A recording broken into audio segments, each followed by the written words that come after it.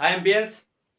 तो ये हमारा लाइट का 6th वीडियो। ओके, इससे पहले हम लोगों ने दर्पण स्टार्ट किया था। ओके, दर्पण में जो गोलीय दर्पण होते हैं, स्पेरिकल मिरर, उसमें हम लोगों ने 2 प्रकार के दर्पण, अवतल और उत्तल पढ़ा था। ठीक है, उसको पहले रिकॉल कर लेते हैं। अवतल दर्पण की परिभाषा क्या थी? अवतल दर्पण की परिभाषा अवतल और से अंदर वाला तल परावर्तल में जो ये सिल्वरिंग का प्रोसेस है बाहर वाले तल में होगा। इंग्लिश में सिल्वरिंग, हिंदी में हम लोगों ने कढ़ाई लिखा था। कढ़ाई जो शब्द है वो थोड़ा सा उसमें मिस्टेक है। ठीक है, इसके स्थान पे आप लोग कलई कर लीजिएगा। ठीक है, ये जो चमकीले पदार्थ फिर उसके ऊपर पेंट लगाने की जो विधि है उस विधि को हम लोग कलई बोलते हैं। क्या बोलते हैं? कलई। कढ़ाई जो था वो गलत शब्द था, तो उसको सुधार के कलई कर लीजिएगा। जहां जहां कढ़ाई शब्द है वहां पे सिर्फ कलई कर लीजिएगा, उसके बाद सब सही है। ठीक है, तो अंदर वाला तल क्या हो जाएगा? परावर्तक तल। जब अंदर वाला तल परावर्तक तल, तो उस प्रकार के दर्पण को क्या बोलेंगे? अवतल दर्पण। अब अवतल दर्पण का जो मध्य भाग है वो क्या कराता था? 2 भागों का, मैंने अगर बराबर भागों में कोई बिंदु दे, जो 2 बराबर भागों में इस अवतल दर्पण को बांट दे, तो ये बिंदु क्या कराता था? पोल। अब ये अगर पूरा ऐसे होता तो पूरा ऐसे गोलक होता, तो ये गोलक का केंद्र होता यहाँ पे। तो गोलक का केंद्र इस गोलीय दर्पण का क्या कहलाता है? वक्रता केंद्र, जिसको हम लोग सी से दिखाते हैं। ठीक है, और ये वक्रता केंद्र पोल को मिलाने वाली जो सीधी रेखा है उसको क्या बोलते हैं? प्रधान अक्ष। इतना हम लोगों ने पहले पढ़ लिया। उत्तल दर्पण में सेम ऐसे ही। ठीक है, उत्तल दर्पण बनाते हैं। सबकी परिभाषा याद रखिएगा। ठीक है, डायग्राम के साथ सब कुछ बनाना है। ठीक है, इस चैप्टर में डायग्राम के साथ ही सब कुछ बनाना है। ठीक है, उत्तल दर्पण उभरा हुआ तल क्या होगा? परावर्तक मींस जो एक कलई, कढ़ाई नहीं, कलई। कलई का प्रोसेस है। अंदर वाला तल में एक बिंदु होगा जो इस दर्पण को 2 बराबर भागों में बांटेगा, या मध्य बिंदु, उसको पोल बोलेंगे। अगर पूरा गोलक ऐसे होता तो इसका ये केंद्र होता, जिसको हम लोग इस गोलीय दर्पण का क्या बोलेंगे? वक्रता केंद्र, जिसको सी से दिखाते हैं। सी पी को मिलाने वाली जो सीधी रेखा है, सॉरी, सी पी को मिलाने वाली जो सीधी रेखा रहेगी, वो सीधी रेखा जो पोल, गोलीय दर्पण का पोल और इस गोलीय दर्पण का वक्रता केंद्र को मिला है, तो उस रेखा को क्या बोलेंगे? प्रधान अक्ष। समझ में आ गया? इतना हम लोगों ने प्रीवियस वीडियो में, 5th वीडियो में कवर कर चुके थे। ठीक है, तो आज इसके आगे हम लोग परिभाषाएं पढ़ेंगे। ठीक है, अगर आप लोग को पता नहीं है प्रधान अक्ष क्या है, कढ़ाई क्या है, कलई क्या है, ठीक है, कढ़ाई जो शब्द था वो गलत था, उसको सुधार के कलई कर लीजिएगा। इंग्लिश में सिल्वरिंग, हिंदी में कलई। ठीक है, उसके बाद सब कुछ चाहिए। तो आप 5th वीडियो देखिए, उसमें सब कुछ समझ में आएगा कि अवतल दर्पण उत्तल दर्पण क्या होता है। ठीक है, इसको मिटाते हैं। इतना हम लोगों ने प्रीवियस वीडियो में पढ़ा था। आज का जो पहली परिभाषा है हम लोग का है अभिलंब। क्या है? अभिलंब, जिसको इंग्लिश में नॉर्मल बोलते हैं। तो पहली बात तो हम लोग जो पढ़े हैं उसको रिकॉल कर ले। ये कोई है क्या? ये कौन सा गोलीय दर्पण है? नहीं, ये गोलीय दर्पण नहीं है। क्या है? समतल दर्पण है। ठीक है, इसका कोई एक बिंदु ले लीजिए ए। अगर ए पे अभिलंब खींचना है तो हम लोग ने सीखा, ए पे एक सीधी रेखा खींच देंगे, एक सीधा रेखा जो इस तल के साथ 90 डिग्री बना है, तो ये क्या कहलाएगा? इस समतल दर्पण के ए बिंदु पर स्थित एक अभिलंब 90 डिग्री नॉर्मल। ठीक है, लंब। ठीक है, तो समतल दर्पण पर अभिलंब कैसे खींचते हैं इतना तो सबको पता है। ठीक है, तो आज हम लोग को पढ़ना क्या है? गोलीय दर्पण। तो हम लोग को सीखना क्या पड़ेगा? गोलीय दर्पण में अभिलंब कैसे खींचते हैं। ठीक है, तो समझ लीजिए एक कोई गोलीय दर्पण है, यहाँ बनाते हैं। ठीक है, ये है। आप सोचिए अगर अवतल बनाना है तो क्या करेंगे? अंदर वाला तल परावर्तक तल में से जो कलई है, इस प्रोसेस को क्या बोलेंगे? कलई। कलई का प्रोसेस होगा अंदर वाले तल में होगा। ठीक है, अब देखिए यहाँ पोल होगा, यहाँ इसका वक्रता केंद्र होगा, एक सीधी रेखा जाएगी जो पोल और वक्रता केंद्र को मिलाएगा, तो वो क्या कहलाएगा? प्रधान अक्ष। ठीक है, ये अवतल दर्पण है। ठीक है, यहाँ उत्तल भी बना लेते हैं संग संग। ये पोल, ये वक्रता केंद्र, और ये उभरा हुआ तल परावर्तक बनाना है तो उत्तल दर्पण। ठीक है, दिक्कत है कुछ? ठीक है, अब देखिए अभिलंब किसे कहते हैं समझ लीजिए। इसके किसी, जैसे समतल दर्पण के किसी ए बिंदु पर अभिलंब खींचना होता है तो वहां से एक सीधी रेखा खींच देते हैं समतल दर्पण में। अभी इससे पहले हम लोगों ने सीखा। ठीक है, अगर समझ लीजिए गोलीय दर्पण, इसका कोई एक बिंदु है जो ए, कोई एक स्थान है गोलीय दर्पण का, कोई एक स्थान है जिसको हम ए से दिखा रहे हैं। समझिए ए पे अगर अभिलंब खींचना है, अगर बोलेगा इस गोलीय दर्पण के ए बिंदु पर अभिलंब खींचे, तो ए बिंदु और ये वक्रता केंद्र, इन दो को अगर मिला दे, एक सीधी रेखा खींच देंगे जो ए और वक्रता केंद्र को मिला दे, तो वो क्या कहलाएगा, ये जो एसी है, एसी एक अभिलंब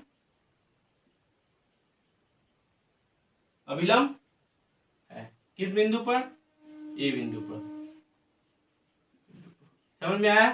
मीन्स अगर गोलीय दर्पण पे अभिलंब खींचना है तो जिस बिंदु पर अभिलंब खींचना उस बिंदु और ये वक्रता केंद्र, ये जो गोलीय दर्पण उसका वक्रता केंद्र, उसको मिला देंगे, जिस सीधी रेखा से मिलाएंगे वही क्या कहलाएगा, अभिलंब। अर्थात यहाँ जो एसी एक रेखा है, सीधी यहाँ लाइन होगा, एक सीधा लाइन होगा, ठीक है, इसको हम लोग डॉटेड लाइन से ही दिखाते हैं, ठीक है, अभिलंब को डॉटेड लाइन से दिखाते हैं। तो ये सीधा जो लाइन होगा एसी, ये क्या कहलाएगा, इस गोलीय दर्पण के ए बिंदु पर स्थित अभिलंब।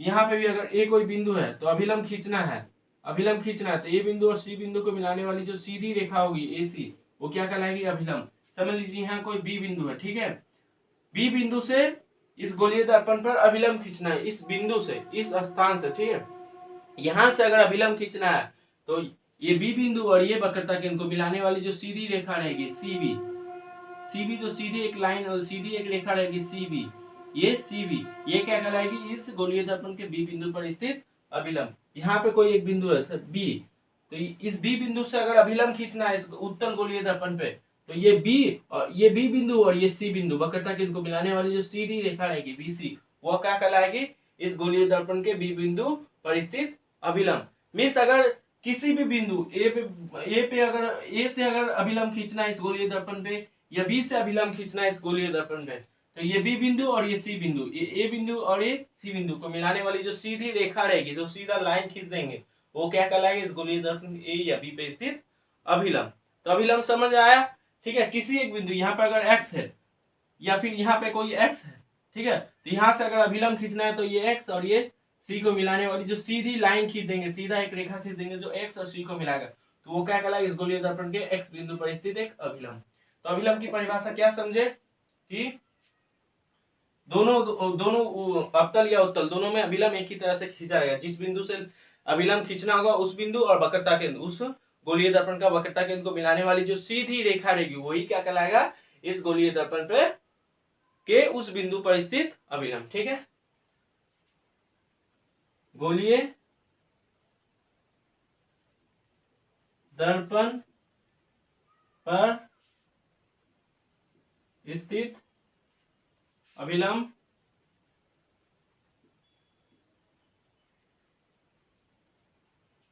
गोलीय दर्पण, इसको सही कर, गोलीय दर्पण के किसी बिंदु पर स्थित अभिलंब उस बिंदु और वक्रता केंद्र, जिसको हम लोग सी से दिए, को मिलाने वाली सीधी रेखा को कहते हैं। समझ में आया कि गोलीय दर्पण के किसी एक बिंदु पर अभिलंब, गोलीय दर्पण के समझिए ए बिंदु है, ए या बी या फिर एक्स, कोई एक बिंदु, यहाँ पे कोई एक जगह ले लीजिए, कोई एक बिंदु ले लीजिए, ठीक है, उस बिंदु पर अगर अभिलंब खींचना है तो उस बिंदु माने ए बिंदु पर अभिलंब खींचना है तो उस बिंदु और वक्रता केंद्र किसका, इस गोलीय दर्पण का जो वक्रता केंद्र होगा ये सी, उसको मिलाने वाली जो सीधी रेखा होगी ये ए सी, उसी को क्या कहेंगे, सीधी रेखा को क्या कहेंगे, को गोलीय दर्पण के किसी बिंदु पर अभिलंब उस बिंदु और वक्रता केंद्र को मिलाने वाली सीधी रेखा को कहते हैं। सही है, कहते हैं। ये जो सीधी रेखा है ए सी या फिर बी सी या फिर यहाँ से खींच देंगे एक्स सी, ये जो सीधी रेखा है वो ए पे या फिर बी पे या फिर एक्स पर स्थित एक अभिलंब है। किसी एक बिंदु पर, यहाँ पे अगर कोई बिंदु हो वाई, यहाँ से अगर अभिलंब खींचने बोले तो ये वाई और सी को मिलाने वाली जो सीधी रेखा रहेगी वो क्या कहलाएगी, इस गोलीय दर्पण के वाई बिंदु पर स्थित एक अभिलंब। मैं समझ गया, किसी गोलीय दर्पण, कोई गोलीय दर्पण है उसका अगर किसी बिंदु से अगर हमको अभिलंब खींचना है तो जिस बिंदु से खींचना अभिलंब उस बिंदु और ये इस गोलीय दर्पण का जो वक्रता केंद्र जो दिया रहेगा सी, उसको अगर मिला देंगे एक सीधी रेखा पा के, उन दोनों को मिला देंगे, उन दोनों बिंदुओं को मिला देंगे तो वही क्या कहलाएगा, उस गोलीय दर्पण के उस बिंदु पर स्थित अभिलंब। बस ठीक है, तो अभिलंब की परिभाषा समझ में आया। ठीक है, गोलीय दर्पण के किसी बिंदु पर स्थित अभिलंब उस बिंदु और वक्रता केंद्र को मिलाने वाली जो सीधी रेखा है, ये AC या BC, यह क्या कहलाएगी, इस A बिंदु पर स्थित अभिलंब या B बिंदु पर स्थित अभिलंब। ठीक है, गोलीय दर्पण में, समतल दर्पण में ऐसा नहीं होता है। ठीक है, गोलीय दर्पण में सी। ठीक है, इसको मिटाते हैं, इसको पूरा को उतार लीजिएगा। ठीक है, डायग्राम के साथ। ठीक है, मिटाते हैं। अब समझिए, एक MCQ में एक पॉइंट बन सकता है, अगर P बिंदु पर अभिलंब खींचना है तो P और C को मिलाने वाली जो सीधी रेखा रहेगी वही क्या कहलाएगी, इस P बिंदु पर स्थित अभिलंब। मीन्स ये जो प्रधान अक्ष है, ये जो प्रधान अक्ष है, ये लंबी वाली लाइन जो ब्लैक वाली लाइन है, ये प्रधान अक्ष है जो वक्रता के अंदर पोल को मिलाती है। मीन्स अगर P पे पोल पे ध्रुव पर, गोलीय दर्पण के ध्रुव पर अगर अभिलंब खींचना है तो P और C को मिलाने वाली जो सीधी रेखा रहेगी, अर्थात ये प्रधान अक्ष भी क्या करती है, P और C को मिलाती है, अर्थात प्रधान अक्ष भी क्या हुआ, एक अभिलंब हुआ। किस बिंदु पर, गोलीय दर्पण के ध्रुव पर, क्योंकि ये भी क्या करते हैं, गोलीय दर्पण किसी एक बिंदु जैसे P और ये वक्रता केंद्र को मिलाने वाली एक सीधी रेखा है, इसलिए प्रधान अक्ष भी क्या हुआ, एक अभिलंब हुआ। तो यहाँ लिख लेते हैं, प्रधान अक्ष भी एक अभिलंब है जो किस बिंदु पर स्थित है, P, जो P पोल जिसको ध्रुव, ठीक है, P बिंदु पर स्थित। MCQ में पूछेगा, ठीक है, क्या प्रधान अक्ष भी एक अभिलंब है। हाँ, प्रधान अक्ष भी एक अभिलंब है, क्योंकि प्रधान अक्ष भी क्या करता है, पोल जो मध्य बिंदु है, गोलीय दर्पण का जो मध्य बिंदु है और वक्रता केंद्र को मिलाने वाली एक सीधी रेखा है। तो जिस भी अगर वक्रता केंद्र से होते हुए कोई ये लाइन, ये सरल रेखा गुजरे तो क्या होगा, वक्रता केंद्र से होते हुए किसी बिंदु से भी गुजरे तो वो क्या कहलाएगा, एक अभिलंब कहलाएगा। तो पोल, ये जो प्रधान अक्ष है, ये क्या है, प्रधान अक्ष है,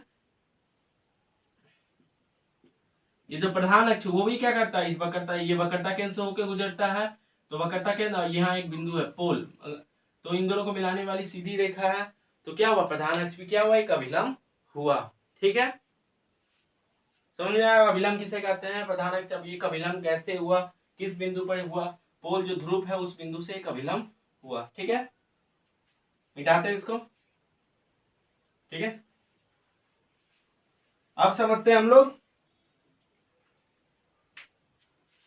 दूसरा जो परिभाषा आज की है, प्रधान फोकस या मुख्य, इसका एक और नाम है मुख्य फोकस और इंग्लिश का नाम है प्रिंसिपल फोकस। ठीक है,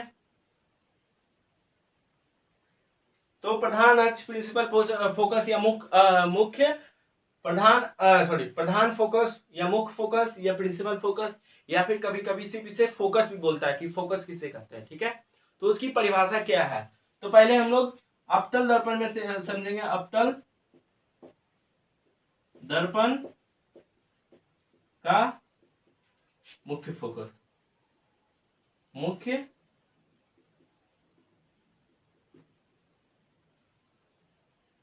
अवतल दर्पण का मुख्य फोकस किसे कहते हैं, अवतल दर्पण का मुख्य फोकस किसे कहते हैं। ठीक है, दोनों अवतल और उत्तल दोनों की परिभाषा अलग अलग है। ठीक है, तो दोनों की परिभाषा अलग अलग है, तो दोनों की परिभाषा हम लोग अलग अलग देखेंगे। पहले इसकी अवतल दर्पण की मुख्य फोकस की परिभाषा लिखेंगे, फिर उत्तल दर्पण की मुख्य फोकस की परिभाषा लिखेंगे। ठीक है, तो समझ लीजिए आपका, सॉरी थोड़ा सा बड़ा बनाते हैं।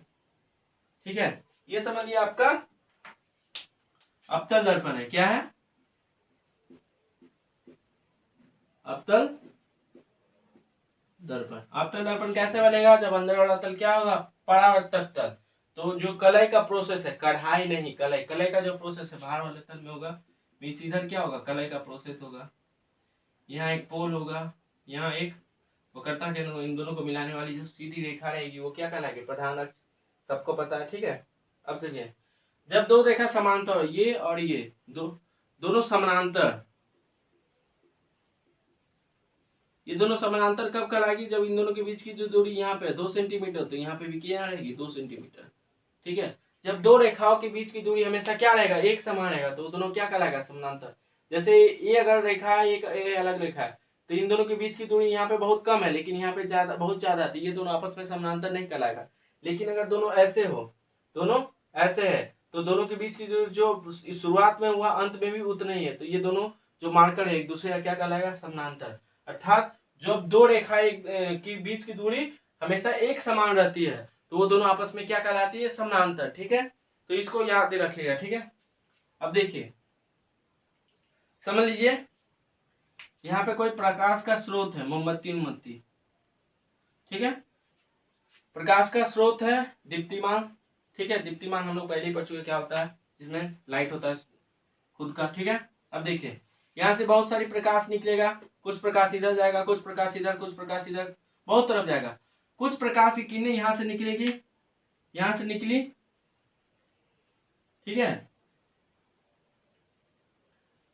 हमको पता प्रकाश की किरणें को कैसे दिखाते हैं, ऐसे दिखाते हैं, ये वक्रता किरणें। ठीक है, समझ लीजिए, कुछ प्रकाश की किरणें इस प्रधान अक्ष समानांतर, समानांतर क्या होता है, जिनके बीच की दूरी कभी कम ना हो। कुछ प्रकाश की किरणें इस ये जो अवतल दर्पण है उसके प्रधान अक्ष के समानांतर गई। ठीक है, समानांतर जाने के बाद यहाँ पे पड़ेगी। अब यहाँ पे क्या होगा, ये अंदर वाला तल क्या है, परावर्तक तल। अंदर वाला तल परावर्तक तल होगा तो क्या होगा, यहाँ पे एक अभिलंब खींचना पड़ेगा। समझ लीजिए, ऐसे ऐसे खींच देंगे, एक अभिलंब होगा। ठीक है, अभिलंब के इधर आएगा तो इधर से आ जाएगा। ठीक है, इसको मिटा देते हैं। ठीक है, अभिलंब समझ में, यहाँ से अभिलंब खींचेंगे, फिर अभिलंब से परावर्तन होगा, परावर्तन जो अभिलंब के इधर चल जाएगा। ठीक है, तो प्रकाश की किरणें इस तल से टकराने के बाद इधर आ जाएगा। ठीक है, सबको पता है कि जब समानांतर प्रकाश की किरणें, इन दोनों के बीच की दूरी थोड़ा टेढ़ा लग रहा है। ठीक है, यहाँ देखिए, अगर 2 सेंटीमीटर होगा तो यहाँ भी कितना होगा, 2 सेंटीमीटर होगा। तो ये क्या है, प्रकाश की किरण है। ये क्या है, प्रकाश की किरण। जो प्रकाश निकलेगा, कुछ प्रकाश की किरण इस प्रधान अक्ष से समानांतर जाएगा। समानांतर जाने के बाद इस अंदर वाले तल में पड़ेगा। ये अंदर वाला तल क्या है, परावर्तक तल, परावर्तक तल। ठीक है, परावर्तक तल में पड़ने के बाद प्रकाश की किरण यहाँ से परावर्तित होकर इधर की तरफ आएगा, क्योंकि यहाँ अभिलंब होगा। यहाँ क्या होगा, एक अभिलंब होगा, अभिलंब के इधर आएगा, तो ये इधर आएगा। ठीक है, इधर आने के बाद ये प्रधान अक्ष किसी एक बिंदु पर, एफ बिंदु पर काट रही है। इस एफ बिंदु को एक अलग नाम दिया गया है, उसको क्या दिया गया है, अवतल दर्पण का मुख्य फोकस। ध्यान से लिखते हैं। ठीक है, कि यहाँ पे लिखते हैं अवतल दर्पण के प्रधान अक्ष, ये प्रधान अक्ष है। ठीक है, इसको नाम दे देते हैं, ए बी मेरा क्या है, एक प्रधान अक्ष है। ये प्रकाश की किरण, यहाँ से जो प्रकाश आएगा उसको क्या बोलेंगे, प्रकाश, प्रकाश किरण। प्रकाश के पथ को दिखाने के लिए ये सब हम लोग पहले ही सीख लें। ये क्या है, प्रकाश किरण है, इसको कोई लाइन मत समझिए। ये क्या है, प्रकाश की किरण है। प्रकाश की किरण यहाँ इस तल से टकरा, ये परावर्तक तल है, तो इस तल से टकराने के बाद इधर की तरफ आ गई। इधर आने समय अभिलंब, ये जो प्रधान अक्ष है उसको किसी एक बिंदु पर, एफ बिंदु पर काट रही है। ठीक है, तब से अवतल दर्पण के प्रधान अक्ष के समानांतर, ये किरणें क्या, ये जो प्रधान अक्ष है उसके समानांतर है। समानांतर आती किरणें दर्पण से परावर्तन के बाद प्रधान अक्ष के एक बिंदु को काटती हुई बढ़ती है। इसको यहाँ से काट दिया, मैंने काटा मीन्स इसको क्रॉस किया, इसको काटते हुए इधर आगे बढ़ गया। ठीक है, काटते हुए मीन्स ये एक रेखा है, मैंने समझ लीजिए मेरा प्रधान अक्ष। ठीक है, यहाँ आया, इसे टकराने के बाद इधर ऐसे करके यहाँ पे इसको कट करा, यहाँ पे दोनों एक दूसरे से मिल रहा है। ठीक है, तो काटते हुए आगे इधर बढ़ रही है, ठीक है, बढ़ती है। तो उस बिंदु को अवतल दर्पण का मुख्य फोकस करते हैं। अवतल दर्पण के प्रधान अक्ष के समानांतर, अवतल दर्पण के प्रधान अक्ष के समानांतर आती किरणें दर्पण से परावर्तन के बाद, दर्पण से यहाँ परावर्तन और परावर्तन के बाद प्रधान अक्ष के एक बिंदु पर, ये जो एफ है, यहाँ एक एफ बिंदु है, उस बिंदु एक बिंदु को काटती हुई, इसको काटा, यहाँ से काटते हुए आगे बढ़ी, तो उस बिंदु को, इस बिंदु को जहां पे वो काट रही है, उस बिंदु को अवतल दर्पण का मुख्य फोकस कहते हैं। मुख्य फोकस समझ में आया? प्रधान अक्ष के समानांतर आती किरणें दर्पण से परावर्तन के बाद ये आगे बढ़ेगी, आगे बढ़ते समय ये प्रधान अक्ष एक बिंदु पर आकर दोनों एक दूसरे से मिल जाती है। समझ लीजिए, ये मेरा प्रधान अक्ष है, ठीक है। यहाँ से प्रकाश की किरणें आई, इस तरह से टकराने के बाद ये प्रकाश की किरणें, ये क्या है, प्रकाश की किरणें यहाँ से आई, टकराने के बाद इस परावर्तन और परावर्तन का इधर ऐसे मुड़ेगी, मुड़ते समय किसी एक बिंदु पर ये दोनों एक दूसरे से मिलेगी, ठीक है। किसी एक बिंदु से काटते हुए एक दूसरे को मिलेगी, तो जिस बिंदु पर काटेगा उसी को क्या बोलेंगे, इस अवतल दर्पण का मुख्य फोकस, जिसे हम लोग कैपिटल एफ के द्वारा दिखाएंगे, ठीक है। तो इसको पूरे को लिख लीजिए, अवतल दर्पण का मुख्य फोकस किसे है, जिस बिंदु पर काटती है या जिस बिंदु पर ये दोनों प्रधान अक्ष और ये परावर्तित किरण, ये क्या है, परावर्तित किरण एक दूसरे से मिलती है, उस विशेष बिंदु को क्या बोलेंगे, अवतल दर्पण का मुख्य फोकस। अवतल दर्पण का मुख्य फोकस या प्रधान फोकस या सिर्फ फोकस भी बोलेंगे, ठीक है। इसको लिख लीजिए, फिर इसको अच्छे से और समझते हैं, ठीक है। तो लिख लीजिए, अवतल दर्पण का मुख्य फोकस किया गया परावर्तन, ये जो ये किरण है, प्रकाश की किरण समानांतर है इस प्रधान ए बी जो प्रधान अक्ष है उसके समानांतर जाते हुए आगे बढ़ी, ये जो अंदर वाला क्या परावर्तन यहाँ से टकरा के इधर आएगी, इधर आते समय किसी एक बिंदु पर ये प्रधान ए बी जो प्रधान अक्ष उसके किसी एक बिंदु से बिंदु को काटेगी, किसी एक बिंदु पर एक दूसरे से प्रधान अक्ष और प्रकाश की किरण एक दूसरे से मिल जाएगी, जिस बिंदु पर मिलेगा उस बिंदु को क्या बोलेंगे, अवतल दर्पण का मुख्य फोकस या फोकस। समझ में आया? ठीक है, इसको ध्यान से समझते हैं, ठीक है। मिटा दे, ठीक है। काटती हुई बढ़ती है तो काटते हुए आगे बढ़ती है, ठीक है। फिर ध्यान से समझिए, ठीक है। समझ लीजिए, पड़ा बनाते हैं, ये मेरा अवतल दर्पण, ठीक है। अंडवातल परावर्तक तल, ये पोर, ये वक्रता किरण, ठीक है। किसी को दिक्कत नहीं होना चाहिए, ठीक है। यहाँ पे कोई मोमबत्ती है, कोई लाइट का सोर्स है, ठीक है, जिससे प्रकाश की किरणें निकली। कुछ प्रकाश की किरणें क्या होगी, यहाँ से निकलते समय इस प्रधान अक्ष से समानांतर जाएगी, समानांतर जाने से परावर्तन होगा, परावर्तन के बाद प्रधान अक्ष के किसी एक बिंदु पर आके इससे मिलेगी, इस बिंदु को क्या बोलेंगे हम लोग, इस अवतल दर्पण का फोकस या मुख्य फोकस। क्या, ये जो प्रधान अक्ष है ए बी, इसको नाम दे दिए, ए बी जो प्रधान अक्ष है उसके समानांतर आती प्रकाश की किरणें, ये क्या है, ये प्रकाश की किरणें है, प्रकाश की किरणें आती इस दर्पण से परावर्तन के बाद इधर आएगी, इधर आते समय इस प्रधान ए बी जो प्रधान है उसके किसी एक बिंदु को काटती है, काटती हुई बढ़ती है, इधर बढ़ जाती है, ठीक है। तो जिस बिंदु पर काटती है उस बिंदु को क्या बोलेंगे, इस अवतल दर्पण का फोकस, ठीक है। ये भी क्या है, प्रधान अक्ष से समानांतर है। समानांतर क्या होती है, ये प्रधान अक्ष ए बी, इन दोनों के बीच की दूरी अगर यहाँ 4 सेंटीमीटर होता है, यहाँ भी क्या होगा 4 सेंटीमीटर। ये भी क्या है, प्रधान अक्ष से समानांतर है, तो समानांतर है तो परावर्तन के बाद उसी बिंदु से होकर गुजरेगी। समझ में आया? ये क्या हुआ, जितनी भी प्रधान अक्ष के समानांतर है, ये चाहे ये बहुत पास से हो चाहे ये बहुत दूर से हो, अगर प्रधान अक्ष के समानांतर है तो परावर्तन के बाद उसी बिंदु से होकर गुजरेगी, ठीक है। अगर इधर से है प्रधान अक्ष के समानांतर है, अगर ये क्या है ये भी जो है वो प्रधान अक्ष है, ये जो प्रकाश की किरणें जो यहाँ से निकलेगी वो अगर प्रधान अक्ष के समानांतर तो परावर्तन के बाद उसी बिंदु फोकस से ही गुजरेगी, आगे बढ़ेगी। समझ में आया क्या होता है? ध्यान से समझिए, कंफ्यूज मत होइए, ठीक है, कंफ्यूज नहीं होना, ठीक है। प्रधान अक्ष से समानांतर आती किरणें, ये क्या है, ए बी क्या है मेरा, इस गोलीय दर्पण का प्रधान अक्ष, उसके समानांतर, चाहे ये बहुत पास से समानांतर आए या बहुत दूर से समानांतर आए, अगर समानांतर आए तो समानांतर आने के बाद इस ये अंदर वाला तल क्या है, परावर्तक तल, तो इस परावर्तक तल से टकराने के बाद ये प्रधान अक्ष के एक ही बिंदु को काटेगी। जितने भी समानांतर किरणें हैं, चाहे वो बहुत पास से समानांतर है प्रधान अक्ष या बहुत दूर से समानांतर है प्रधान अक्ष, सारे परावर्तन के बाद एक ही बिंदु पर आकर मिलती है, इसी बिंदु पर आकर मिलती है, इसी बिंदु पर, यही जो विशेष बिंदु है इसी बिंदु से होकर सब आगे बढ़ेगी, इसी बिंदु को काटते हुए सब आगे बढ़ेगी। ठीक है, इस विशेष बिंदु को क्या बोलेंगे हम लोग, क्या बोलेंगे, इस अवतल दर्पण का मुख्य फोकस। समझ में आया? इस अवतल दर्पण के प्रधान अक्ष के समानांतर ये जो 1 नंबर प्रकाश किरण, ये 2 नंबर, ये 3 नंबर, तीनों क्या है, प्रधान अक्ष के समानांतर ही है। ये 1 नंबर बहुत सामने से जा रहा है लेकिन समानांतर, यहाँ की जो दूरी अगर 2 सेंटीमीटर, यहाँ भी दूरी 2 सेंटीमीटर। ये जो 1 नंबर प्रकाश की किरण है वो भी ए बी प्रधान अक्ष से समानांतर है। ये जो 2 नंबर है वो भी क्या है, ए बी प्रधान अक्ष से समानांतर, क्योंकि यहाँ ए और यहाँ 2 नंबर जो दूरी है, इन दोनों का दूरी अगर 4 सेंटीमीटर तो यहाँ भी क्या है 4 सेंटीमीटर। तो ये भी क्या कहलाएगा, ये 2 नंबर भी प्रकाश की किरण समानांतर प्रकाश की किरण। ये 3 नंबर भी क्या है, यहाँ अगर दूरी 3 सेंटीमीटर तो यहाँ भी 3 सेंटीमीटर। तो ये भी क्या हुआ, 3 नंबर प्रकाश की किरण भी प्रधान अक्ष, ये भी प्रधान अक्ष से समानांतर।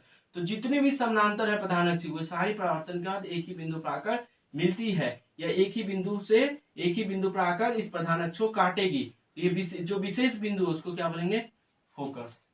ठीक है, क्या बोलेंगे, फोकस। ये डायग्राम अच्छे से बना दिए। जितने भी प्रधान अक्ष समानांतर है, चाहे वो बहुत पास से समानांतर है या बहुत दूर से समानांतर, अगर समानांतर है तो ये अंदर वाली तरफ से परावर्तन होगा, परावर्तन के बाद एक ही बिंदु ये यही काटेगी, फिर ये वाला यही एक ही बिंदु पर आके प्रधान अक्ष को काटेगी। तो ये जो विशेष बिंदु है जहां पर सब आके इसको काटती है, तो सब आके एक दूसरे से मिल जाती है, अगर समानांतर प्रकाश की किरण है सब आके एक दूसरे से मिल जाती है, तो इस विशेष बिंदु को क्या बोलेंगे, इस अवतल दर्पण का फोकस। समझ में आया फोकस किसे कहते हैं? ठीक है, सही है। तो जितने भी प्रकार की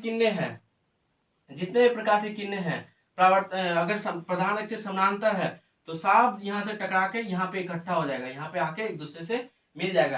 अगर यहाँ पे अवतल दर्पण के सामने यहाँ पे एक कागज रखिएगा तो यहाँ पे भी आपको कुछ लाइट दिखाई देगा। तो जिस बिंदु पे आपको वो लाइट दिखाई देगा वो क्या कहलाएगा, इस प्रधान अक्ष का ये जो अवतल दर्पण है उसका क्या कहलाएगा, फोकस। सारी प्रकार की किरणें, समानांतर प्रकाश की किरणें इस बिंदु पर आकर एक दूसरे से मिलती है, मिलते हुए आगे बढ़ती है। तो यहाँ पे बहुत ज्यादा लाइट होता है, अगर कागज रखिएगा यहाँ सामने तो बहुत ज्यादा लाइट होगा, जहाँ पे लाइट होगा वो क्या कहलाएगा, इस अवतल दर्पण का मुख्य फोकस। समझ में आया? इतनी सारी प्रकार की किरणें जा रहा है, सब एक ही जगह पे मिलेगा तो लाइट तो होगा। यहाँ पे अगर कागज रखिएगा, कागज का कोई टुकड़ा, तो वहाँ बहुत सारा लाइट होगा। तो जहाँ पे ज्यादा लाइट होगा, अगर समानांतर किरणें लाइट होगा तो क्या कहलाएगा, प्रधान अक्ष का प्रधान जो ये है अवतल दर्पण का मुख्य फोकस। समझ में आया? समानांतर जाती किरणें प्रधान अक्ष को एक ही बिंदु पर आके काटती है, एक ही बिंदु पर आके सब मिल जाता है, तो जो विशेष बिंदु उसको क्या बोलेंगे, इस अवतल दर्पण का मुख्य फोकस। ठीक है, समझ में आ गया होगा? ठीक है, तो इसको मिटाते हैं, इसको डायग्राम बना लीजिए। सब समानांतर, 1 नंबर भी प्रधान, ये भी समानांतर है, ये भी प्रधान अक्ष से समानांतर, 2 नंबर भी 3 नंबर, जितने भी समानांतर परावर्तन के बाद इसी बिंदु से होकर गुजरेगी या इसी बिंदु पर प्रधान अक्ष को काटेगी। इस विशेष बिंदु को क्या बोलेंगे, मुख्य फोकस। ठीक है, ये सब एक ही जगह मिल रहा है, ठीक है, एक ही जगह इकट्ठा हो रहा है। ठीक है, इसको मिटाते हैं। अब देखिए एक क्वेश्चन आता है, मुख्य फोकस हो गया अवतल दर्पण का एक, लेकिन अब उसी से रिलेटेड एक क्वेश्चन आता है कि अवतल दर्पण को अभिसारी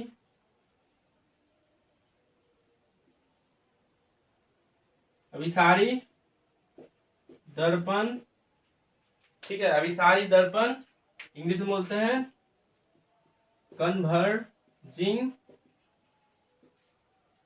कन्वर्जिंग मिरर क्यों कहते हैं? पहली बात तो अवतल दर्पण को अभिसारी दर्पण भी कहते हैं, इस बात को अपने जहन में उतार लीजिए। ठीक है, दिमाग में उतार लीजिए कि अवतल दर्पण को अभिसारी दर्पण भी कहते हैं। एमसीक्यू बन सकता है, किस दर्पण को अभिसारी दर्पण कहते हैं, तो दिमाग में फट सा आना चाहिए कि अवतल दर्पण को। 3 ऑप्शन आएगा, समतल दर्पण, उत्तल दर्पण या अवतल दर्पण। ठीक है, तो दिमाग में आना चाहिए कि अवतल दर्पण को क्या बोलते हैं, अभिसारी दर्पण कहते हैं। समझ में आ गया? एमसीक्यू बन सकता है। उसके बाद क्या होगा कि अवतल दर्पण को अभिसारी दर्पण क्यों कहते हैं, तो क्यों कहते हैं उसका उत्तर लिख लेते हैं पहले, फिर समझते हैं। अवतल दर्पण के प्रधान अक्ष के समानांतर आती किरणें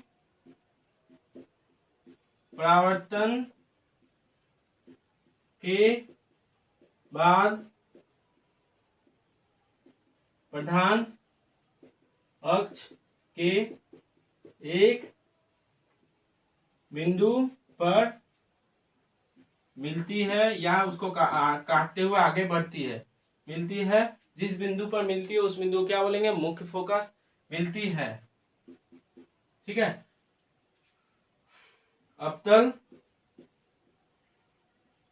दर्पण के इस गुण के कारण उसे क्या कहते हैं? अभिसारी दर्पण भी कहते हैं। कौन सा गुण? ठीक है, ध्यान से देखिए, ये अवतल दर्पण है,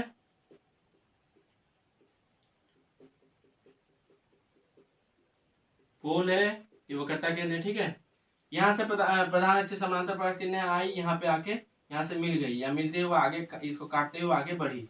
ये भी समानांतर आई, यहाँ से मिली आगे बढ़ी, ठीक है, यहाँ पे मिली, फिर समानांतर आई यहाँ पे मिली, इसी बिंदु पर आके मिली, फिर समानांतर आई यहीं पे मिली। जितने भी प्रधान अक्ष से समांतर प्रकाश की किरणें, ये सब क्या है? प्रकाश की किरणें है, जिसमें एरो है सब क्या है? प्रकाश की किरणें है। जितने भी प्रकाश की किरणें हैं, अगर किरणें हैं, अगर ये प्रधान अक्ष ए बी क्या है? ए बी को प्रधान अक्ष बोले।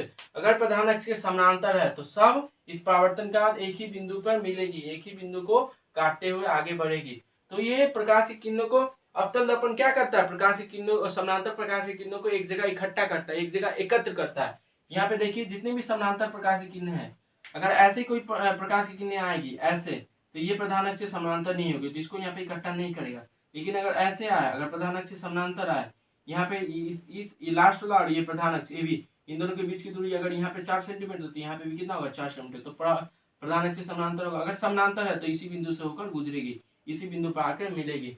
जितने भी प्रधान अक्ष से समानांतर प्रकाश की किरणें हैं, जितने भी प्रधान अक्ष के समानांतर प्रकाश की किरणें हैं, परावर्तन के बाद एक ही बिंदु पर एकत्र हो रहा है, एक ही बिंदु पर मिल रहा है। तो सारे प्रकाश की किरणें, समानांतर प्रकाश की किरणों को एक ही बिंदु पर मिलाने का जो गुण है, एक ही बिंदु पर एकत्र करने का, एकत्र करना मीन्स इंग्लिश में बोलते हैं कन्वर्ज, मिलाना, मिलाने का जो गुण है, किसको मिलाने का?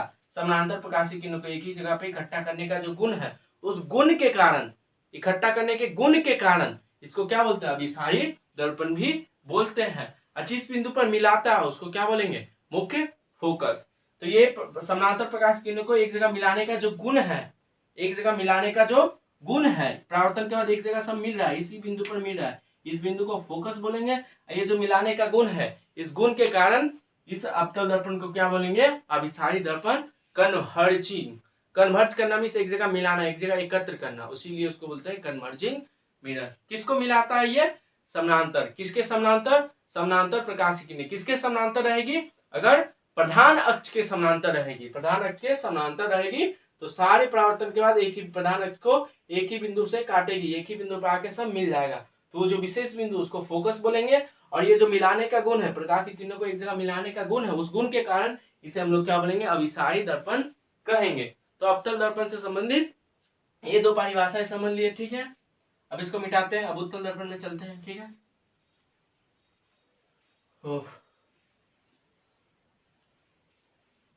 अब हम लोग क्या देखेंगे कि जो दूसरा प्रकार का दर्पण है उसमें, ठीक है, बी नंबर का दर्पण है उत्तल दर्पण का मुख्य फोकस या प्रधान फोकस या फिर सिर्फ फोकस, ठीक है। अब देखिए उत्तल दर्पण बना लेते हैं। ये पोल, ये वक्रता केंद्र, उत्तल दर्पण, ठीक है। ये मेरा क्या है? उभरा हुआ तल परावर्तन में अंदर में तल क्या होगा? ठीक है। अब देखिए अगर इसके भी ये अंदर, ये बाहर वाला तल क्या है? परावर्तक तल, परावर्तक तल। अगर ये प्रधान अक्ष ए बी है, अगर इसका नाम दे दिया ए बी अगर प्रधान अक्ष है तो इसके अगर समानांतर प्रकाश की किरणें आई तो परावर्तन के बाद क्या होगा? इधर चली जाएगी, क्योंकि ये तो परावर्तक तल है, इस तल से टकराने में प्रकाश की किरण इधर चली जाएगी। अगर ये भी प्रधान अक्ष के समानांतर आई है, परावर्तन के बाद इधर चली जाएगी। टकराने के बाद अगर हम इसको देखें, यहाँ से देखें, तो हमको लगेगा यहाँ से कहीं से आ रहा है, ये सीधी प्रकाश की किरण यहाँ से कहीं से आ रही है, माने ये प्रकाश की किरण इस जगह से कहीं से निकल रही है, ठीक है, यहाँ से आती हुई हमको लगेगा। इधर से भी अगर समानांतर प्रकाश की किरण आए तो परावर्तन के बाद इधर चली जाएगी, लेकिन हमको लगेगा यहाँ कहीं से, इधर से कहीं से। अगर इसको देखेंगे हम, ये मेरा आंख है, ठीक है, ये सब आंख है, आंख देखें हमको सीधा कहीं इधर से कहीं से आ रही है, ठीक है। तो ये जहां से हमको प्रकाश की किरण आती हुई प्रतीत हो रही है, अवतल दर्पण से उत्तल दर्पण से परावर्तन के बाद समानांतर जो प्रकाश की किरण परावर्तन के बाद जिस बिंदु से निकलती हुई, इस बिंदु से इस दोनों प्रकाश की किरण निकलती हुई फैलती हुई प्रतीत हो रहा है, तो इस विशेष बिंदु को हम लोग क्या बोलेंगे, उत्तल दर्पण का मुख्य फोकस। यहाँ पे देखिए प्रकाश की किरण फैल रही है, लेकिन अवतल दर्पण में एक जगह इकट्ठा हो रही थी, जिस बिंदु पर इकट्ठा हो रही थी उसको बोलेंगे हम लोग अवतल दर्पण का फोकस। लेकिन परावर्तन के बाद जिस बिंदु से फैलती हुई प्रतीत होगा उसको क्या बोलेंगे हम लोग, उत्तल दर्पण का फोकस। लिख लेते हैं कि उत्तल दर्पण, ये सही से दिखाया जाए, डॉटेड लाइन, यहां से प्रकाश की किरण फैलती हुई प्रतीत हो रहा है। उत्तल दर्पण के प्रधान अक्ष के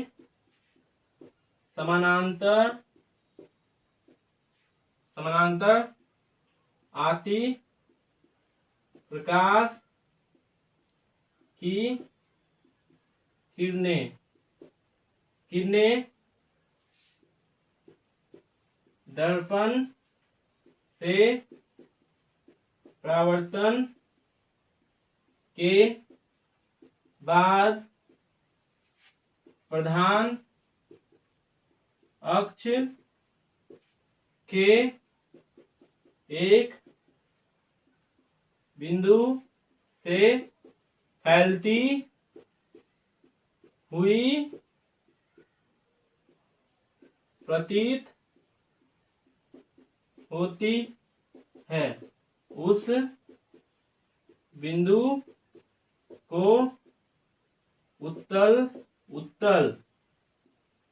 दर्पण का मुख्य फोकस कहते हैं। अवतल दर्पण को ध्यान से समझिए, फिर से समझिए। अवतल दर्पण में ये पोल, ये वक्रता केंद्र और ये कलई का प्रोसेस इधर, प्रधान अक्ष से समानांतर आती प्रकाश की, ये क्या है, प्रकाश की किरणें आके इस बिंदु पर सब मिल रहा है, इस बिंदु से काटते हुए आगे बढ़ रहा है। इसको ये भी बोल सकते हैं कि प्रधान अक्ष से समानांतर आती किरणें किसी एक बिंदु पर मिल रही है, इस बिंदु पर मिल रही है, इसको मिलते हुए ये भी बोल सकते हैं इसको काटते हुए आगे बढ़ी है। यहाँ पे जो काट रहा है उसको क्या बोल रहे हैं, यहाँ पे सारी प्रकाश समानांतर प्रकाश की एक जगह पे मिल रहा है, इकट्ठा हो रहा है। लेकिन यहाँ पे क्या हो रहा है, हमको लग रहा है कि प्रधान अक्ष के समानांतर आती किरणें परावर्तन के बाद उत्तल दर्पण परावर्तन के बाद एक बिंदु से फैल रहा है, एक बिंदु से प्रकाश की किरणें निकलती हुई, ये जो एफ बिंदु है, इस बिंदु से प्रकाश की किरणें निकलती हुई प्रतीत हो रहा है। लेकिन इसमें क्या हो रहा है, एक जगह इकट्ठा हो रहा है। इसमें इकट्ठा करने का गुण है, इसमें प्रकाश की किरणों को फैलाने का गुण है। तो जिस बिंदु से प्रकाश की किरणें फैलती हुई प्रतीत हो रहा है उस बिंदु को उत्तल दर्पण का क्या बोलेंगे, उत्तल दर्पण का क्या बोलेंगे, उत्तल दर्पण का मुख्य फोकस बोलेंगे। ये जो फैलाने का गुण है, इस फैलाने के गुण के कारण इसे अपसारी दर्पण भी बोलते हैं। जहां से प्रकाश की किरणें फैलती हुई प्रतीत हो रही है, जहां से प्रकाश समानांतर प्रकाश की किरणें परावर्तन के बाद जिस बिंदु से प्रधान अक्ष जिस बिंदु से फैलती हुई प्रतीत हो रही है, फैलती हुई प्रतीत होती है, उस बिंदु को, इस बिंदु को हम लोग क्या बोलते हैं, उत्तल दर्पण का मुख्य फोकस कहते हैं, जिसे हम लोग कैपिटल एफ के द्वारा दर्शाते हैं। समझ में आया, ठीक है, समझ में आ गया, इसको उतार लीजिए, ठीक है। इसमें सब जगह इकट्ठा हो रही है, इसमें प्रकाश की किरणें फैल रही है, यहाँ इसमें जहां इकट्ठा हो रही है उसको फोकस बोलेंगे, इसमें जिस बिंदु से फैलती हुई प्रतीत हो रही है उसको फोकस बोलेंगे। समझ में आ गया, दोनों में हम लोग अंतर देख लिए, ठीक है। इसको मिटाते हैं। अब देखिए ये जो फैलाने का गुण है, इस फैलाने के गुण, प्रकाश की किरणों को समानांतर प्रकाश की किरणों को फैलाने के गुण है, इस फैलाने के गुण के कारण इसको एक नाम दिया गया है, ठीक है। उत्तल दर्पण को अपसारी दर्पण, इंग्लिश में डाइवर्जिंग मिरर भी कहते हैं। क्यों? पहली बात तो उत्तल दर्पण को अपसारी दर्पण डाइवर्जिंग मिरर कहते हैं, इसको अपने दिमाग में उतार लीजिए, ठीक है, एमसीक्यू में पूछ सकता है, ठीक है। अब क्यों कहते हैं? क्यों कहते हैं कि इसमें प्रकाश किरणें फैलते हैं, इसमें प्रकाश किरणों को फैलाने का गुण है। ध्यान से समझिए फिर से, ये मेरा उत्तल दर्पण है, ये कलाई का प्रोसेस अंदर वाले तल में होगा, ये मेरा प्रधान अक्ष है, ये पोल होगा, और ये वक्रता केंद्र होगा। इस प्रधान अक्ष से समानांतर आती किरणें समानांतर है, ठीक है। परावर्तन के बाद ये बाहर वाला तल क्या है? परावर्तन, तो परावर्तन के बाद इधर होगा। तो इस बिंदु से हमको ये जो प्रकाश किरणों को देखेंगे तो यहाँ से इस बिंदु से फैलता हुआ प्रतीत हो रहा है। यहाँ से प्रकाश किरणें समानांतर जाएगी, इधर आ जाएगी, ठीक है। इधर आने के बाद ये की बाहर वाला तल क्या? परावर्तक तल, इस तल से टकराने में इधर आ जाएगी। टकराने के बाद अगर हम इन प्रकाश की किरणों को देखें तो हमको लगेगा इस बिंदु से, एफ बिंदु से फैलता हुआ। ये जो प्रकाश किरणें एक बिंदु से, प्रधान अक्ष से किसी एक बिंदु एफ बिंदु से फैलते हुए प्रतीत हो रहा है। तो ये जो एफ बिंदु है उस बिंदु को क्या बोलेंगे? प्रधान अक्ष। ये जो उत्तल दर्पण उसका फोकस बोलेंगे, ठीक है। समझ में आया? अब क्यों बोलेंगे? क्योंकि समानांतर प्रकाश की ये जो दोनों है, 1 नंबर और 2 नंबर, ये जो लंबा वाला है वो प्रधान अक्ष है, तो 1 नंबर 2 नंबर जो प्रकाश की किरणें, ये प्रकाश की किरणें है, प्रकाश किरणें इस प्रधान अक्ष से समानांतर है, समानांतर परावर्तन के बाद किसी एक बिंदु से फैलती हुई प्रतीत हो रहा है। तो ये जो प्रकाश किरणों को फैलाने का गुण है, इस गुण के कारण इसे क्या बोलेंगे? अपसारी दर्पण। क्या? समानांतर प्रकाश की किरणें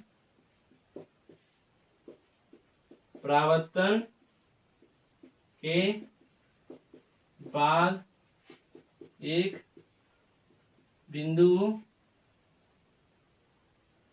के बाद प्रधान अक्ष के एक बिंदु से फैलती हुई प्रतीत होती है। तो जिस बिंदु से फैलती हुई प्रतीत हो रही है उसको क्या बोलेंगे? उत्तल दर्पण का मुख्य फोकस। आइए जो फैलाने का गुण है, इस फैलाने के गुण के कारण, इसी गुण के कारण उत्तल राइटिंग,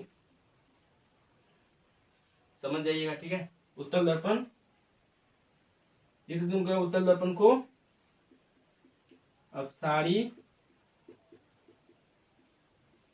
दर्पण भी कहते हैं। समझ में आया? उत्तल दर्पण को अपसारी और अवतल दर्पण को अभिसारी क्यों कहते हैं? इस कारण, ये डाइवर्ज करना मीन्स बिखेर देना, फैला देना, एक बिंदु से फैलते हुए प्रतीत हो रहा है। ये समानांतर प्रकाश की किरणें, ये समानांतर प्रकाश की किरणें ही फैलते हुए प्रतीत होगा। प्रकाश की किरणें ऐसे आएगी तो यहाँ पे जो दूरी है, यहाँ पे दूरी, ये समानांतर नहीं है तो ये यहाँ से फैलते हुए प्रतीत नहीं होगी। लेकिन अगर समानांतर ये प्रधान अक्ष से समानांतर है तो एक ही बिंदु से फैलती हुई, उत्तल दर्पण में फैलता हुआ प्रतीत हो रहा है, अवतल दर्पण में एक जगह इकट्ठा हो रहा है, एक जगह पे काटते हुए आगे बढ़ रहा है, एक जगह पे इकट्ठा होके इकट्ठा हो रहा है। तो इकट्ठा जिस बिंदु पे इकट्ठा हो रहा है उसको अवतल दर्पण का फोकस है, जिस बिंदु से फैलते हुए प्रतीत हो रहा है उसको क्या बोलेंगे? उत्तल दर्पण का फोकस। ये जो प्रकाश किरणों को फैलाने का गुण है, इसके कारण इसको अपसारी अवतल दर्पण का क्या है? प्रकाश किरणों एक जगह इकट्ठा करने का गुण है, इसके कारण उसको अभिसारी करते हैं, ठीक है। इसको मिटाते हैं, हो गया, लिख लीजिए पूरा, ठीक है, मिटाते हैं। ओके, सो अभी तक हम लोग क्या कर पढ़ लिए? जो भी पढ़ लिए लाइट मिट गया, इसको लिख लेते फिर से, ठीक है। अब हम लोग पढ़ते हैं फोकल दूरी, तीसरा नंबर परिभाषा इंग्लिश में फोकल लेंथ, ठीक है। दोनों की अवतल, ये अवतल है और ये उत्तल है, सॉरी, क्या अवतल उत्तल है? नहीं, ऐसे ऐसे कर देंगे, ऐसे कर देंगे, पोल बना देंगे, वो कट्टा केंद्र बना। अब ये क्या अंदर अवतल क्या हुआ? परावर्तक तल, तो ये अवतल,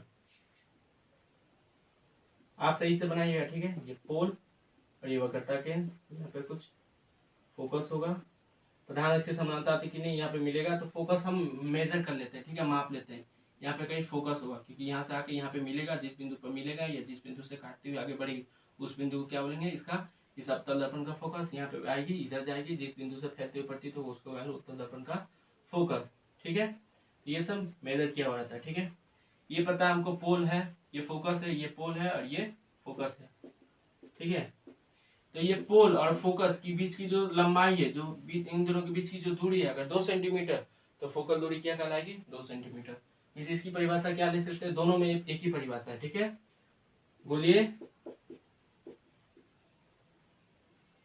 दर्पण के ध्रुव और ध्रुव अर्थात पोल, जिसको पी से ध्रुव और फोकल बिंदु, फोकस बिंदु या फोकस, ये जो फोकस है यहाँ पे कोई एक बिंदु है, फोकस बिंदु, जिसको हम लोग किससे दिखाते हैं, कैपिटल एफ से, के मध्य की दूरी को फोकल दूरी कहते हैं। का सॉरी, अब तक ये बोलिए, दर्पण के ध्रुव, ये पोल क्या है, पोल को इंग्लिश में सॉरी ध्रुव को इंग्लिश में पोल बोलते हैं, जिसको पी से दिखाते हैं। तो यहाँ अगर पोल होगा, पोल यहाँ एक पोल का बिंदु होगा, यहाँ पे कोई एक बिंदु होगा जिसको पोल बोलेंगे। यहाँ पे जहाँ से प्रकाश की किरणें निकली उस बिंदु को क्या बोलेगा, फोकल बिंदु। इन दोनों के बीच की जो दूरी होगी, इन दोनों के बीच की जो मध्य की दूरी को, इन दोनों के बीच की जो लंबाई होगा 2 सेंटीमीटर, तो फोकल दूरी क्या होगा, 2 सेंटीमीटर। अवतल दर्पण उत्तल दर्पण दोनों में परिभाषा फोकल दूरी की सेम है। क्या, ये तो ध्रुव है, ये पोल है, ध्रुव, ये सॉरी ये ध्रुव है और ये फोकल दूरी, इन दोनों के बीच की जो लंबाई होगी वो क्या कहलाएगी, फोकल दूरी, फोकल दूरी, जिसको हम लोग स्मॉल एफ से दिखाते हैं। फोकल दूरी को किससे दिखाते हैं, स्मॉल एफ से। याद रखेगा ये सब, ठीक। फोकल दूरी को स्मॉल एफ से दिखाते हैं, ठीक है। और फोकल को हम फोकल बिंदु या फोकल को हम लोग कैपिटल एफ से दिखाते हैं, ठीक है। तो ये समझ लीजिए, यहाँ पे फोकल बिंदु है, सॉरी यहाँ पे पोल है, यहाँ फोकल बिंदु, इन दोनों के बीच की जो दूरी होगी वो दूरी क्या कहलाएगी, फोकल दूरी। ये पोल है, इलेक्ट्रिक पोल नहीं, बिजली का खंभा नहीं, ये गोलीय दर्पण का पोल है और ये फोकल, इन दोनों के बीच की जो लंबाई होगी वो क्या कहलाएगी, फोकल दूरी। समझ में आया, फोकल दूरी। अवतल उत्तल दोनों की फोकल दूरी की परिभाषा सेम है, जिसको हम लोग स्मॉल एफ से दिखाते हैं, ठीक है। क्या फोकल दूरी समझ में आया ना, यहाँ पोल है, यहाँ फोकल, इन दोनों के बीच की जो लंबाई होगी, यहाँ लंबाई माप लेंगे, वो जो लंबाई होगा वही क्या कहलाएगी, फोकल दूरी, इंग्लिश में फोकल लेंथ, LENGH, ठीक है। मिटाते हैं इसको, फोकल दूरी, पोल और फोकस बिंदु के मध्य की दूरी को, फोकस बिंदु अर्थात एफ के मध्य की दूरी को, दूरी था ना यहाँ, दूरी को फोकल दूरी कहते हैं, ठीक है। गोलीय दर्पण के ध्रुव और फोकल बिंदु के मध्य की यहाँ दूरी होगा, ठीक है, दूरी होगा, दूरी को फोकल दूरी कहते हैं। मीडिया पता नहीं चला, ठीक है। अगर नहीं होगा तो वहाँ फोकल दूरी कर लीजिएगा, ठीक है। अब चौथा परिभाषा आता है वक्रता दूरी। तो सबको पता चल गया फोकल दूरी क्या है, फोकल बिंदु और पोल के बीच की दूरी। वक्रता दूरी क्या होगा, वक्रता केंद्र और पोल के बीच की दूरी। क्या ये अवतल है, अवतल दर्पण ना, ये अवतल दर्पण नहीं है। कैसे बनाएंगे इसको, अंदर अवतल को परावर्तक तल बनाना पड़ेगा। ये जो कलह का प्रोसेस है वो अंदर अवतल, यहाँ फोकस होगा, यहाँ वक्रता केंद्र होगा, जिसको हम सी से दिखाते हैं, और ये उत्तल है, ठीक है। ये उत्तल है, पूर्वावतल, परावर्तक, तो ये कलह का प्रोसेस होगा, कलह का जो प्रोसेस होगा, कढ़ाई नहीं, कलह, सिल्वरिंग का प्रोसेस अंदर अवतल में होगा, सब पता है। ये पोल यहाँ पे समानांतर प्रकार की नहीं, इधर चल जाएगी, यहाँ से फैलती हुई पड़ती तो ये फोकल होगा और ये वक्रता केंद्र होगा, ठीक है, ठीक है। ये उत्तल दर्पण, दिक्कत है अभी तक किसी को अवतल उत्तल में पहचानने में, ठीक है। तो क्या ये जो वक्रता केंद्र और ये जो पोल है, वक्रता केंद्र और पोल, ये जो सॉरी ये वक्रता केंद्र और ये पोल, इन दोनों के बीच की जो दूरी होगी, जो लंबाई होगी, क्या कहलाएगी, फोकल दूरी, ठीक है। वक्रता केंद्र गोलीय दर्पण दो है, ठीक है। दर्पण के ध्रुव, जिसको इंग्लिश में पोल बोलते हैं, जिसको पी से दिखाते हैं, ध्रुव और वक्रता केंद्र या बिंदु, ठीक है, केंद्र के मध्य की दूरी को वक्रता दूरी कहते हैं। इन दोनों के बीच की जो लंबाई होगी, यहाँ से यहाँ, पोल और ये वक्रता केंद्र के बीच की जो लंबाई होगी, ये पोल और वक्रता केंद्र के बीच की जो लंबाई होगी, वो क्या कहलाएगी? फोकल दूरी। वक्रता दूरी, ठीक है। अब फोकल दूरी पहले पर जो है वक्रता दूरी, यहाँ पोल है, ये वक्रता केंद्र है, ठीक है। इन दोनों के बीच की जो लंबाई होगी क्या कहलाएगी? वक्रता दूरी, ठीक है। तो वक्रता दूरी को हम लोग किससे दिखाते होंगे? वक्रता दूरी को हम लोग स्मॉल आर से दिखाते हैं। पीसी भी कभी बोल देंगे, पीसी की लंबाई इतना है, पीसी अर्थात यहाँ दोनों के बीच की लंबाई। इन दोनों के बीच की लंबाई स्केल से माप लेंगे, पी पे रखेंगे और ये सी पे। इन दोनों के बीच की लंबाई अगर 2 सेंटीमीटर होगा तो वक्रता दूरी कितना होगा? 2 सेंटीमीटर। समझ गए? यहाँ स्केल रखेंगे, यहाँ स्केल, इन दोनों के बीच की जो लंबाई हो क्या कहलाएगी? वक्रता दूरी, ठीक है, जिसको आर से, स्मॉल आर से दिखाते हैं। कभी कभी कैपिटल आर से भी दिखा देते हैं, कोई बुक में कैपिटल आर से भी लिखा जाता है, लेकिन ज्यादातर किताब में स्मॉल आर से दिखाया जाता है। या पीसी की जो लंबाई है, पी और सी, इन दोनों बिंदुओं के बीच की जो लंबाई है वो क्या कहलाएगी? वक्रता दूरी, ठीक है। अब देखिए, अगर पूरा ऐसे गोलक रहता, ये केंद्र होता, गोलक का केंद्र होता, ये एक सतह होता, तो ये क्या कहलाता? गोलक का अर्धव्यास। तो इसी गोलक का अर्धव्यास का जो वैल्यू है वक्रता दूरी के बराबर होता है, गोलक के अर्धव्यास। गोलक का अर्धव्यास 2 है तो वक्रता दूरी कितना? वो भी 2 सेंटीमीटर हो। 2 सेंटीमीटर है तो ये भी 2 सेंटीमीटर, आर भी 2 सेंटीमीटर, पीसी भी 2 सेंटीमीटर। गोलक का जो अर्धव्यास है उसी क्या बोलते हैं? वक्रता त्रिज्या बोलते हैं। तो वक्रता त्रिज्या की जो वैल्यू होता है वो भी कितना होता है? ये तीनों चीज एक ही है क्या? वक्रता दूरी क्या है? ये वक्रता केंद्र और ये पोल के बीच की दूरी। अगर पूरा ये गोलक होता तो ये वक्रता केंद्र ही क्या कहलाता है? इस गोलक का केंद्र और ये सतह के बीच की दूरी क्या कहलाएगी? इस गोलक का अर्धव्यास। तो गोलक का अर्धव्यास और वक्रता दूरी दोनों की लंबाई क्या है? मैंने दोनों का जो वैल्यू होगा, अगर ये x है तो ये भी x होगा, अगर ये 2 है तो ये भी 2 होगा, 2 सेंटीमीटर। अगर ये 4 है तो ये भी 4 होगा। तो ये गोलक का अर्धव्यास को ही क्या कहते हैं? वक्रता त्रिज्या। तो बोलेगा एक गोलक है जिसका अर्धव्यास अगर 4 सेंटीमीटर है तो उसके कुछ भाग को काट कर एक दर्पण बना गया है, तो दर्पण का वक्रता त्रिज्या की लंबाई कितनी होगी? वो भी 4 सेंटीमीटर। और दर्पण का जो गोलीय दर्पण होगा उस दर्पण का वक्रता दूरी कितना होगा? वो भी 4 सेंटीमीटर। तीनों का वैल्यू क्या रहता है? एक समान रहता है। गोलीय दर्पण के पोल और वक्रता केंद्र, गोलीय दर्पण का पोल और वक्रता केंद्र के बीच की दूरी जो लंबाई है वो क्या कहलाएगी? वक्रता दूरी। वक्रता दूरी को स्मॉल आर से दिखाते हैं। ये जो पीसी है, पीसी की लंबाई ही वक्रता दूरी है, ठीक है। अगर पूरा गोलक होता है ऐसे तो गोलक ये क्या कहलाता है? गोलक का अर्धव्यास। तो इसलिए इसका जो वैल्यू होता है वो गोलक के अर्धव्यास के बराबर होता है, ठीक है। गोलक का अर्धव्यास क्या कहलाता है? वक्रता त्रिज्या। तीनों एक ही चीज है, लेकिन तीनों का अलग अलग नाम है, ठीक है। समझ में आ गया? वक्रता दूरी किसे कहते हैं? जिसको स्मॉल आर से दिखाते हैं, ठीक है। इसको मिटाते हैं, लिख लीजिए, ठीक है। इसको भी लिख लीजिए, जब सवाल करेंगे तो ये यूज होगा, ठीक है। मिटाते हैं तो ठीक है। अब देखिए, ये पोल है, ये फोकस है और ये वक्रता केंद्र है। कौन सा दर्पण हुआ? अवतल। ये पोल है, ये फोकस है, ये वक्रता केंद्र। फोकस कैसे निकालेंगे? परावर्तन ऐसे होगा, प्रकाश की किरण आएगी, यहाँ से टकराएगी, इस बिंदु से फैलते हुए प्रतीत होगा, जिस बिंदु से फैलती हुई प्रतीत हो वो क्या कहलाएगा? अवतल दर्पण का फोकस। और यहाँ से आएगी, यहाँ इस बिंदु पर मिलेगी, जिस बिंदु पर मिलेगा वो क्या कहलाएगा? अवतल दर्पण का फोकस,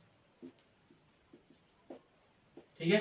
अब देखिए, एक सीधी रेखा खींच देंगे, सीधी रेखा में ही मेरा वक्रता केंद्र भी आ गया, ये फोकल भी आ गया, ये इस गोलीय दर्पण का ध्रुव भी आ गया। एक सीधा रेखा खींचने पे, सीधी रेखा पे ध्रुव भी आ गया, ये फोकल बिंदु या फोकस भी आ गया, और ये वक्रता केंद्र भी आ गया, ठीक है। तो ये तीनों एक ही सरल रेखा, एक ही सीधी रेखा में स्थित रहता है। ये नहीं कि वक्रता केंद्र यहाँ, फोकल यहाँ होगा और ये पोल यहाँ पर होगा, ऐसा कुछ नहीं। ये तीनों एक ही सीधी रेखा में स्थित रहता है। एमसीक्यू में पूछ सकता है क्या?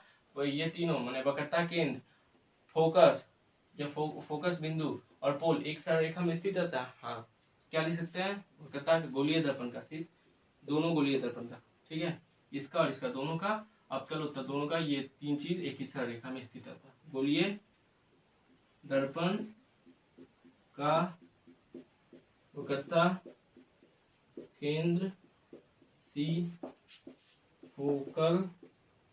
फोकस एफ, कैपिटल एफ से दिखाता है, और ध्रुव जिसको पोल बोलते हैं इंग्लिश में पी, पोल एक सरल रेखा में स्थित रहते हैं। एक सरल रेखा में स्थित रहते हैं मीन्स तीनों का एक लाइन पढ़ेंगे तो तीनों एक ही लाइन में आ जाएंगे, ठीक है। तो गोलीय दर्पण एमसीक्यू में पूछ सकता है क्या गोलीय दर्पण का वक्रता केंद्र फोकस बिंदु या फोकस और ध्रुव एक ही बिंदु एक ही सरल रेखा पर स्थित रहते हैं। हाँ, एक सीधा रेखा खींच देंगे, एक सीधा, अगर ये सीधा लाइन है तो इसका एक कहीं पे होगा, एक वक्रता केंद्र होगा, एक क्या होगा, एक होगा फोकस बिंदु होगा और एक होगा पोल होगा। और ये लाइन क्या है, ये लाइन क्या है, प्रधान अक्ष। तो तीनों क्या रहता है, प्रधान अक्ष पे ही स्थित रहता है। एमसीक्यू में बन सकता है क्या वक्रता केंद्र प्रधान अक्ष पे स्थित नहीं रहता, नहीं, वक्रता केंद्र प्रधान अक्ष पे स्थित रहता है। क्या फोकल बिंदु प्रधान अक्ष पे स्थित नहीं रहता, नहीं, फोकल बिंदु भी प्रधान अक्ष पे स्थित रहता है। क्या पोल प्रधान अक्ष पे स्थित नहीं रहता, नहीं, पोल भी प्रधान अक्ष पे ही स्थित रहता है। इन तीनों सररेखा प्रधान अक्ष पे ही स्थित रहती है, ठीक है। तो हाँ, आज के लिए इतना ही, ठीक है। इसके 7 वीडियो में इसके आगे के कॉन्सेप्ट को पढ़ेंगे, ठीक है।